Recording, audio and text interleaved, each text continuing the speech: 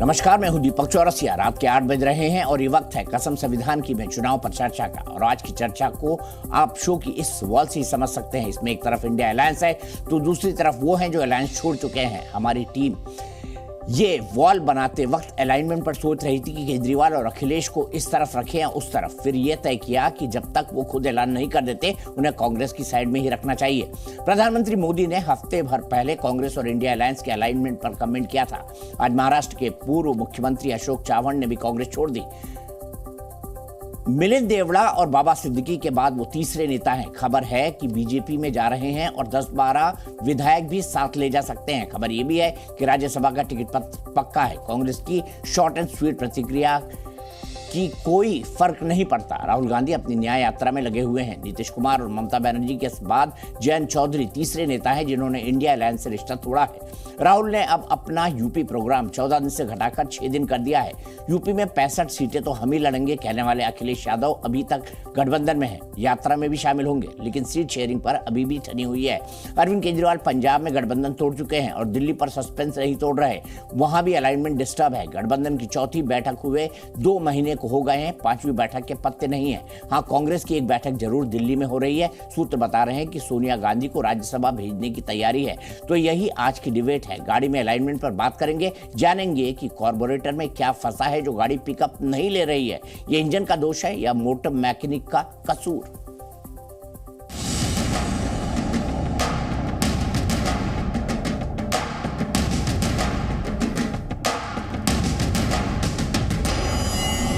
नया motor mechanic का काम सीखा है। अलाइनमेंट क्या होता है उसका ज्ञान तो हो गया होगा। मैं देख रहा हूं अलायंस का ही अलाइनमेंट बिगड़ गया। कांग्रेस पार्टी से चुनकर आया हूं एज ए एमएलए।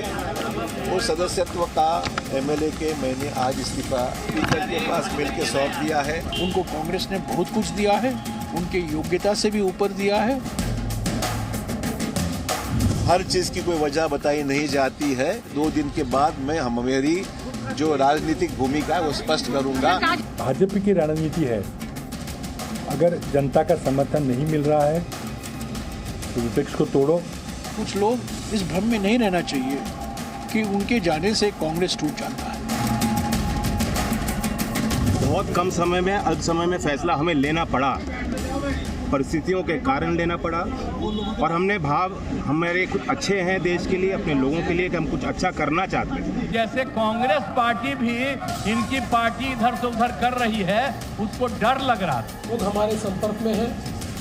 अब कौन कौन हमारे संपर्क में है इसका खुलासा धीरे धीरे आपको होगा। तो मेरा आपको इतना ही कहना है, आगे आगे देखिए होता है क्या। এক জায়গায় দাঁড়াতে কংগ্রেস তুমি তো একা পারবে না। তুমি 40টা সিট পাবে কিনা আমরা জানি না। সারা ভারত 300টা সিট লড়ে आज तुम्हारे एत अहंकार। लोकसभा चुनाव में आम आदमी पार्टी के पक्ष में 13-0। प्रार्थना करता हूं कि आप 40 बचा पाए।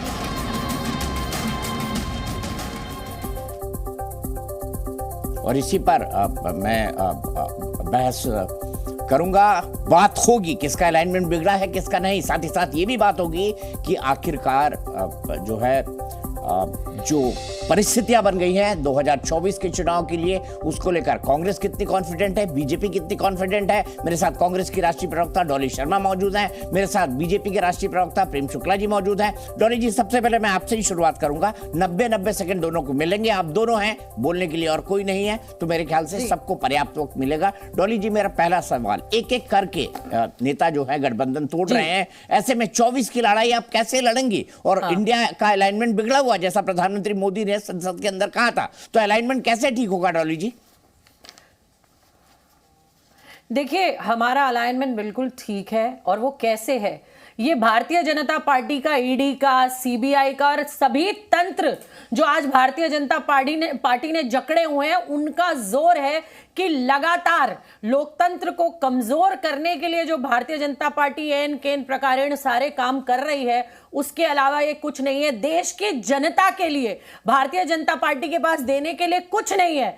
उनके पास सुबह से शाम, सुबह से शाम, सुबह से शाम सिर्फ यही गठजोड़ पर ध्यान लगाने का काम है। और जो अभी मैंने एक बयान सुना जिसमें कह रहे थे ये लोग वो बात कर रहे हैं जो अपने सहयोगियों को तो संभाल कर रख नहीं पाए। ठीक है, बहुत सारे सहयोगी पहले गए, अब किस तरीके से इन्होंने लगातार सरकारें तोड़ी हैं अलग अलग प्रदेशों ने, वो भी सबने देखा है। लगातार इन्होंने धमकाया है खुले मंचों से कि जेल जाएंगे, और जेल जाने के डर दिखा दिखा के ईडी और सीबीआई का अजीत पवार जी को अपने में मिलाया, हेमंत बिश्व शर्मा को अपने में मिलाया, और ये फेरिस लंबी है जिस तरीके से भारतीय जनता पार्टी लोकतंत्र को तार तार करके काम कर रही है। और देश की जनता देख रही है, क्योंकि न किसानों को देने के लिए इनके पास कुछ है, न मजदूरों को देने के लिए इनके पास है कुछ है, न महिलाओं को देने के लिए, न मध्यम वर्ग को देने के लिए, न छोटे और मध्यम व्यापारी को देने के लिए, न बेरोजगार युवा को देने के लिए इनके पास कुछ नहीं है। और इनकी वोटों की धांधली अब पूरे देश और दुनिया ने देखा। चंडीगढ़ चुनाव, मेयर चुनाव में वो लगातार सबने पकड़ा कि किस तरीके से भारतीय जनता पार्टी धांधली करा कर सत्ता में आती है। सरकारें, प्रदेश सरकारें तोड़ी और उसी तरीके से इन्होंने चंडीगढ़ के मेयर का चुनाव किया। प्रत्यक्ष को प्रमाण की जरूरत नहीं है, ये देश की जनता आज देख रही है। ठीक है, समय सीमा का ध्यान रखें दोनों। प्रेम शुक्ला जी, मेरा सीधा सवाल, जनता देख रही है अब चंडीगढ़ में जो कुछ हुआ, और ये भी देख रही है कि कैसे आप लोगों को डरा धमका कर अपने पक्ष में ला रहे हैं। अशोक चव्हाण को भी लिया है और सुर ने 10-12 विधायक भी हैं, और आप तो महाराष्ट्र से ही आते हैं। दीपक जी, हताशा में जो लोग गर्त में गिरे होते हैं वो इसी तरह की जो है अनाप शनाप बातें करते हैं। आप मुझे बताइए, नीतीश कुमार जी ने इनका जो पहले इंडी अलायंस के संयोजक हुआ करते थे उनके खिलाफ ईडी सीबीआई का कौन सा मामला है?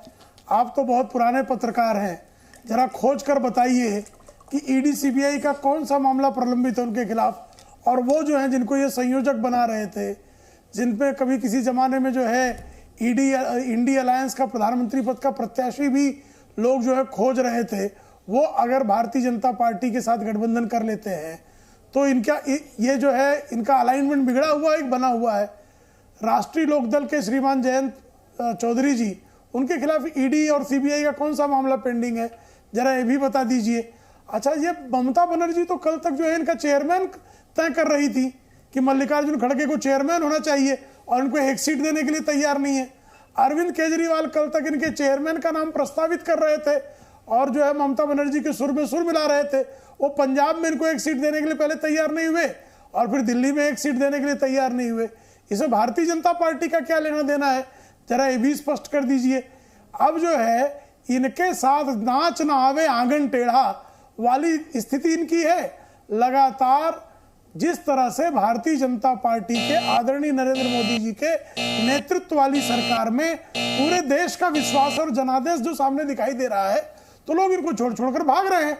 उसमें हम क्या करें? पकड़ पकड़ के इनके जो है राहुल गांधी के पीछे लोगों को खड़ा करने की जिम्मेदारी क्या भारतीय जनता पार्टी की है? ठीक है, यही से शुरू करते हैं। भ्रष्टाचारी थे तो इनके प्रदेश अध्यक्ष क्यों थे? ठीक है, बताइए डॉली शर्मा जी। वो कह रहे हैं कि राहुल गांधी के लिए मेहनत भी क्या बीजेपी वाले करें? देखिए, राहुल गांधी जी के लिए इन्हें किसी को मेहनत करने की जरूरत नहीं है। वो व्यक्ति कितने मेहनती हैं वो पूरा देश जानता है। वो ऐसे जानता है कि उनकी तस्वीरें देश के उद्योगपतियों से हाथ मिलाते और गले मिलते नहीं नजर आती। उनकी तस्वीरें अगर आती हैं तो देश के किसान से मिलते हुए, उस बेरोजगार युवा से मिलते हुए, उस गरीब महिला से और उन प्रताड़ित हुई महिलाओं से मिलते हुए आती हैं, उस हर वर्ग से मिलते हुए आती हैं। आज जहां जिनकी आवाज भारतीय जनता पार्टी की सरकार में दबाई जा रही है, हम देख रहे हैं वो तस्वीरें इस देश के उन किसानों की जो लगातार धरने करने के लिए जब आ रहे हैं तो उनके आगे कील बिछाई जा रही है और उनके रास्ते रोके जा रहे हैं। ये भी हम देख रहे हैं कि ये भी हिंदुस्तान में हो रहा है, जहां लोकतंत्र में उनकी आवाज दबाने के लिए भरसक प्रयास किए जा रहे हैं, और वो कोई और नहीं कर रहा, इस सत्ता में बैठी घमंड से चूर ये सरकार लगातार करी है। राहुल गांधी तो जननायक है, कश्मीर से कन्याकुमारी तक, और अभी भी लगातार जनता की आवाज उठा रहे हैं। इन्हें देश की जनता ने चुना था देश की आवाज उठाने के लिए, लेकिन हमने इन्हें देखा सिर्फ देश के बड़े उद्योगपतियों की आवाज उठाते हुए। चाहे किसान बिल की बात कर लो, चाहे आप देख लीजिए किस तरीके से इन्होंने कहा था कि भाई आपको मुफ्त इलाज मिलेगा। हमने वो तस्वीरें और वो खबरें हम रोज पढ़ रहे हैं कि आयुष्मान भारत में लोगों को इलाज नहीं मिल रहे हैं, वो कार्ड लेकर घूम रहे हैं। और मैं अपने जिले गाजियाबाद के भी इन्हें 10 एग्जाम्पल बता सकती हूँ इसको कि लोग कार्ड लेकर घूम रहे, उन्हें इलाज नहीं मिल रहे। और ये हिंदुस्तान की जगह जगह यही हाल है इनकी हर योजना का। उज्ज्वला गैस योजना में 68% सिलेंडर वापस हो चुके हैं क्योंकि 1200 रुपए का सिलेंडर कोई खरीद नहीं सकता। झूठे लुभावने वादे चुनाव को देखकर ये करते हैं और देश की जनता को शून्य डिलीवर करते हैं। ठीक है प्रेम शुक्ला जी, राहुल गांधी जी जितनी मेहनत कर रहे हैं उतनी मेहनत तो बीजेपी का कोई नहीं कर सकता, कह चुकी है डॉली शर्मा जी। हाँ हो, वो कांग्रेस को नष्ट करने के लिए और कौन इतनी मेहनत कर सकता है? जो व्यक्ति चीन के डर के मारे अपनी न्याय यात्रा अरुणाचल प्रदेश से ना शुरू करे, चंदा बंद हो जाएगा, और जिसकी ये दशा है कि पश्चिम बंगाल में उसको सुश्री ममता बनर्जी घुसने नहीं देती है और इनकी हिम्मत नहीं सुश्री ममता बनर्जी के खिलाफ कुछ बोल दें, इनकी ये दशा है। आगे बढ़ते हैं, वो बिहार आते हैं, नीतीश कुमार जो हैं उनको लात मार कर छोड़ देते हैं, इनकी ये दशा है। और आगे बढ़ते हैं, उनको जो है जहां जहां जैसे जैसे उनकी न्याय यात्रा बढ़ती है, मिलिंद देवड़ा उनका साथ छोड़ के चले जाते हैं, बाबा सिद्दीकी उनका साथ छोड़ के चले जाते हैं, अशोक चौहान उनका साथ छोड़ के चले जाते हैं। ये तो मेहनत का ही नतीजा है ना, कि आप देख रहे हैं जितिन प्रसाद उनका साथ छोड़ के चले गए, आप देख रहे हैं कि ज्योतिरादित्य सिंधिया उनका साथ छोड़ के चले गए। आज संजय निरुपम ने बयान दिया है कि अशोक चौहान बारंबार जो है शिकायतें कर रहे थे हाईकमान के पास, एक नेता उनको काम नहीं करने दे रहा था और वो कुछ कर नहीं पा रहे थे, अंततः अशोक चौहान को भी उनका साथ छोड़ के चले जाना पड़ा। तो इतनी मेहनत तो बहुत जो है कांग्रेस को नष्ट करने के लिए जितनी मेहनत राहुल गांधी कर रहे हैं वो अत्यंत प्रशंसनीय है, और कांग्रेस के लोगों से उनको इतनी ही मेहनत कराएं, ये हमारी अपेक्षा है। हम यही अपेक्षा कर रहे हैं कि लगातार राहुल गांधी मेहनत करें। ठीक है डॉली शर्मा जी, आपका जवाब। देखिए, सीधी और साफ और सटीक बात है कि आज लोकतंत्र को बचाने की लड़ाई है, आज देश की जनता के मुद्दे उठाने की लड़ाई है, और जिस व्यक्ति को इस लड़ाई से परहेज है और जिन्हें सत्ता और कुर्सी का लालच है, वो लगातार भारतीय जनता पार्टी में जा रहे हैं। देश की आजादी की जब लड़ाई शुरू हुई थी तो किसी को नहीं पता था कि आजादी कब मिलेगी। लगातार कांग्रेस पार्टी के उन योद्धाओं ने, उन शहीदों ने संघर्ष किया और देश को आजादी दिलाई। आज भी लोकतंत्र को जिस तरीके से तार तार लगातार प्रहार करके हर संस्था पे भारतीय जनता पार्टी का ये देखा जा रहा है इस हिंदुस्तान में, वो किसी से छुपा हुआ नहीं है। जो व्यक्ति इस लोकतंत्र को बचाने की लड़ाई लड़ेगा वो साथ आएगा, और जो सत्ता और कुर्सी के लालच में रहेगा वो जाएगा। आप देखिए, इसके बहुत सारे एग्जाम्पल्स हैं, आप पहले भी हुए, आगे भी आएंगे। और लगातार ये जो राहुल गांधी जी के बारे में बात कर रहे हैं, मैं प्रेम शुक्ला जी से कहना चाहती हूं, जरा 10 किलोमीटर पैदल चल ले। प्रेम शुक्ला जी, हमने भारतीय जनता पार्टी के किसी एक व्यक्ति को, गरीब किसान की, मजदूर की, महिलाओं की, हाँ हमने बलात्कारी सांसद भारतीय जनता पार्टी में देखे, उन्हें बचाते और उन्हें बगल में बिठाते गृह मंत्री देखे। हमने लगातार देखा कि किसानों को रोंदने वाला वो टैनी का बेटा, और टैनी जी आज भी भारतीय जनता पार्टी का हिस्सा है, ये हमने जरूर देखा है भारतीय जनता पार्टी में। लेकिन इन हत्यारों को और इन बलात्कारियों को सजा दिलाने वाला एक भी भारतीय जनता पार्टी का नेता नहीं देखा। लेकिन अगर हाँ उनकी आवाज उठाता कोई नेता इस देश में देखा है तो वो हमारे नेता है राहुल गांधी, और वो उठाते हैं और उठाते रहेंगे। ये भारत जोड़ो न्याय यात्रा तब तक, देश की एक एक आवाम को न्याय मिलने तक। ठीक है, अब मैं आपसे पूछूंगा अगला सवाल कि क्या अन्याय हो रहा है देश की जनता के साथ, लेकिन प्रेम शुक्ला जी चुनौती है आपको, 10 किलोमीटर चल सकते हैं आप जी। क्या है, जो वातानुकूलित कमरों में पैदा हुए हैं चांदी का चम्मच लेकर, उनको कैसे पता लगेगा हम लोग 10 किलोमीटर पैदल चल सकते हैं? अब इनको बोलिए चिल्लाए ना, ये अब देखिए, अब ये औकात पर आ गई, अब चीखेंगी चिल्लाएंगी, अब चीखेंगी चिल्लाएंगी। औकात की आप बात ना करें। दीपक जी, मैं इनके बीच में बोल रहा था, अच्छा व्यक्तिगत आप दिखा रही है, अपनी औकात दिखा रही है, दीपक जी अपनी औकात दिखा रही हैं आप, आपकी औकात दिखा रही है। नहीं प्रेम शुक्ला जी, आपकी औकात सार्वजनिक हो रही है। औकात में क्या गलत शब्द है जी? इनकी औकात गलत शब्द गाली है, औकात गाली हो गई इनके लिए, मेरी औकात गाली हो गई, ये गाली बाजों के लिए औकात गाली हो गई। की भाषा और शैली, अब आ गई महिला कार्ड खेलने, औकात पूछते हैं, आप पूछ रहे मैं चल नहीं सकता, आपकी औकात पूछ रही तो चिल्लाने लगी। गृहमंत्री और दीपक जी, मैं इनके बीच में बोल रहा था क्या? टीवी पर भी दीपक जी, जो महिलाओं, अच्छा डॉली जी अपने वक्त, प्रेम शुक्ला जी फिर से मैं आपको पूरा टाइम दे रहा हूँ, 90 second. Dolly ji please please, और मैं दोनों से कहूंगा व्यक्तिगत। मेवालाल जैसे मैं लगातार इनके बीच में नहीं बोल रहा था। ये कर्कशा जो है, ये कर्कशा महिला कर्कशा वक्तृत्व कर रही है। आप शब्द ना बोले, चीख सकती है, चिल्ला सकती है, गालियां दे सकती है, आपकी यही औकात है। गालियां देना ही आपकी औकात है, आपकी औकात यही है। आप यही गालियां देंगे, यही आपकी औकात है। आप चीखेंगी चिल्लाएंगे, यही आपकी औकात है। मैं कांग्रेस की औकात यही है जी, संस्कारों से बंधी यही औकात है कांग्रेस की। आप दिखा रहे हैं, आप दिखा रहे हैं, आप औकात शब्द बीच में ला रहे हैं। और प्रेम शुक्ला जी बताइए, भारतीय जनता पार्टी की औकात मैं तो इनके बीच में बलात्कारियों को बगल में बिठाने की, किसानों को रोक सकते हैं कि नहीं, हत्यारों को बगल में बिठाने की। अच्छा डॉली जी सम्मान लाती है, इसी तरह की बहस कराना चाहते हैं। नहीं मैं बिल्कुल नहीं कराना चाहता। डॉली जी सुन लीजिए उनकी बात प्लीज। डॉली जी सुन लीजिए उनकी बात। ये सत्य है और ये हिंदुस्तान की डॉली वही करेंगी, डॉली करती है काला चिट्ठा। डॉली वही करेंगी जो घर की डॉली करती है। प्रेम शुक्ला जी प्लीज व्यक्तिगत ना हो, अपना जवाब दीजिए। डॉली जी नहीं, वो डॉली जी प्लीज 90 सेकंड आपके। प्रेम शुक्ला जी फिर मैं डॉली जी से जवाब लूंगा। डॉली है, मैं इनको डॉली कह दूं तो अपराध है, इनको डॉली कहना अपराध है। मैंने नामकरण तो नहीं किया ना जी। औकात मेरा नाम नहीं है प्रेम शुक्ला। देखिए मेवालाल जैसे बताइए आपने क्या बोला है? औकात लेकिन आप दिखा रही है ना, आप औकात दिखा रही बार बार, फिर गालीबाजी, फिर बीच में चिल्लाना, फिर चीखना। तो ये आपकी औकात दिखाने की आदत है, अभ्यास अच्छा है। देख ले आपकी औकात दिख रही, देश की जनता देख रही है आपकी औकात।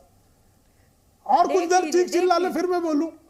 मैंने देश की कुछ देर और चीख लीजिए, चिल्ला लीजिए, नहीं बोले, बोल लीजिए प्रेम शुक्ला जी, डॉलीगिरी कर लीजिए।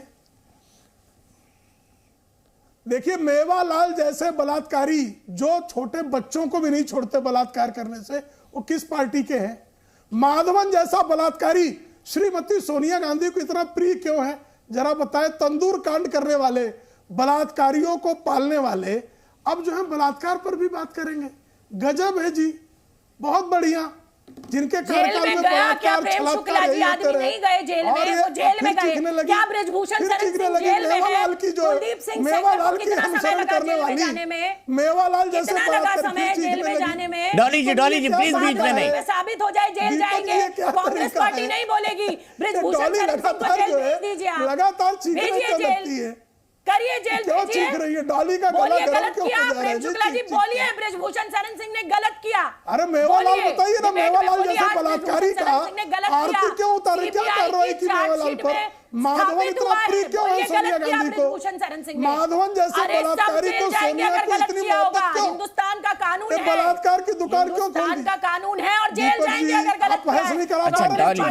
डॉली जी आपकी बहस में छोड़ देता हूं क्योंकि लगातार आप रोक नहीं पा रहे। आप कांग्रेस के जो है प्रवक्ताओं के कोलाहल को रोक नहीं पा रहे हैं। आप कांग्रेस के कोलाहल को आप रोक नहीं पा रहे हैं। बदतमीजी कांग्रेस का जो है मौलिक जो है गुण है, वो लगातार जारी है।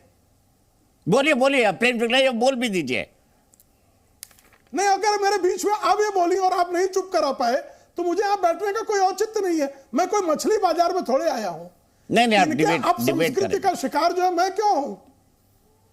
मैं तो डिबेट ही कर रहा हूं। मैं उनके बीच में बोल रहा था क्या? नहीं डॉली जी प्लीज, प्रेम शुक्ला जी बोलिए 90 सेकंड आपके। देखिए समय ही निकल गया। हाँ जी, देखिए माधवन जैसे बलात्कारी मोहब्बत की दुकान वाली श्रीमती सोनिया गांधी को इतने प्रिय क्यों हैं? मेवालाल जैसे बलात्कारी इनको इतने प्रिय क्यों हो जाते हैं? ये मेरा प्रश्न है। ये कहती है लोकतंत्र खतरे में है। साहब लोकतंत्र खतरे में नहीं है, लूट तंत्र खतरे में है। 12 लाख करोड़ की लूट करने वाले कांग्रेसियों को करप्शन करने का कोई अवसर आदरणीय नरेंद्र मोदी जी के कार्यकाल में नहीं मिल रहा है। 30 लाख करोड़ रुपए डायरेक्ट बेनिफिट ट्रांसफर के माध्यम से गरीबों के खाते में गए। अगर कांग्रेस का जमाना होता तो राजीव गांधी का जो नियम था कि 1 रुपए में से 85 पैसे बिचौलिए खा जाते थे, तो कांग्रेसी बिचौलिए 25 लाख करोड़ रुपए खा जाते। बेचारे 25 चवन्नी नहीं खा पा रहे हैं, तो इनकी पीड़ा तो अत्यंत बढ़ने वाली है। तो इनकी जो समस्या है, ये कह रही कि स्वास्थ्य का आयुष्मान भारत के माध्यम से 50 करोड़ लोग, वो अंबानी अडानी नहीं है, 50 करोड़ गरीबों को आयुष्मान कार्ड दिया। 13.5 करोड़ गरीबों के हर घर नल में से जल गया, 11 करोड़ गरीबों के घर में शौचालय बन गए, 10 करोड़ गरीबों के घर में एलपीजी कनेक्शन चले गए, 4 करोड़ गरीबों के मुफ्त के मकान बन गए प्रधानमंत्री आवास योजना के तहत, 2.5 करोड़ गरीबों को बिजली मिल गई। तो ये गरीबों का कल्याण हो रहा है, अंबानी अडानी कल्याण नहीं हो रहा है। लेकिन 12 लाख करोड़ लूटने वाले कांग्रेसी वो इटली वाली बाई के मायके में चले गए जी। जिनके घर में खाने को नहीं थे वो अमीर कैसे बन गए, ये लोग जानते हैं भली बात। ठीक है, डॉली शर्मा जी, कंक्लूडिंग कमेंट आपका। डॉली जी क्या कहना चाहेंगी प्रेम शुक्ला जी के जवाब में? मैं कोई सवाल नहीं रखा, 60 सेकंड डॉली जी आपके, 60 सेकंड प्रेम शुक्ला जी के। जी डॉली जी।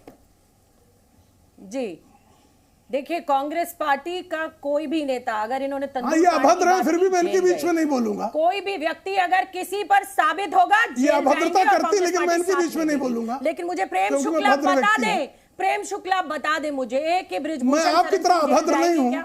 टेनी का बेटा, उस पर कार्रवाई डॉलीगिरी नहीं करूंगा। और दूसरी बात, चलिए मैं अब बात कर लेती हूँ तथ्यों पर, मैं तथ्यों पर बात कर लेती हूँ। युवा बेरोजगार है, बेरोजगार लोगों की संख्या 3 गुना हो गई है। 1 करोड़ 2012 में थी और 4 करोड़ 2022 तक है। बेरोजगारी दर 45 वर्षों में सबसे ज्यादा है। महंगाई की बात कर लेती हूँ। एनसीआर है, प्रेम शुक्ला जी बता दीजिए।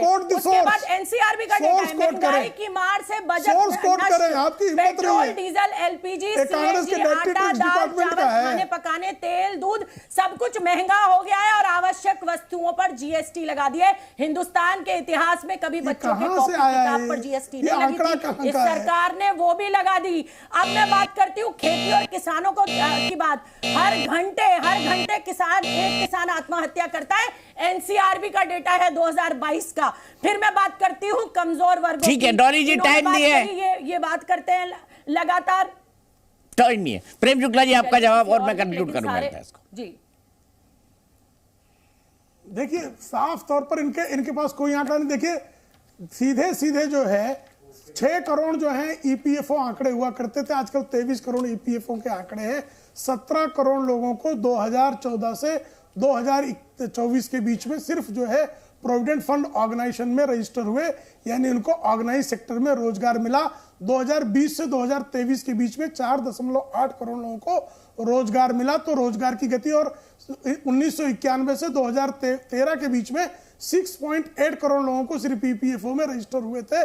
तो कांग्रेस के जमाने में जिनको 22 वर्षों में जितनी नौकरियां नहीं मिली, उससे अधिक, उससे 2 गुनी 3 गुनी नौकरियां सिर्फ जो है 10 वर्षों के कार्यकाल में मिले। तो ये तिगुने बेरोजगारी का आंकड़ा कांग्रेस के जो है डायरेक्ट टैक्स डिपार्टमेंट का आंकड़ा है, सीएमआईई का आंकड़ा, ईपीएफओ का आंकड़ा और इस देश के एनएसएसओ का आंकड़ा बताता है कि रोजगार बढ़ा है। महंगाई इनके जमाने में तिगुनी हुई और इनके कृषि मंत्री शरद पवार कहते थे मैं कोई ज्योतिषी नहीं हूं कि महंगाई नियंत्रित कर दूं। आज महंगाई दर 5% के नीचे है, इनके जमाने में 10% से ज्यादा था। तो अब महंगाई भी हमने नियंत्रित की, बेरोजगारी भी हमने नियंत्रित की, जन कल्याणी कार्य भी हमने किए। 400 रुपए का सिलेंडर महंगा था, 1200 का सस्ता। अच्छा, मैं यही रुकूंगा डॉली जी, एक दिन और बैठेंगे।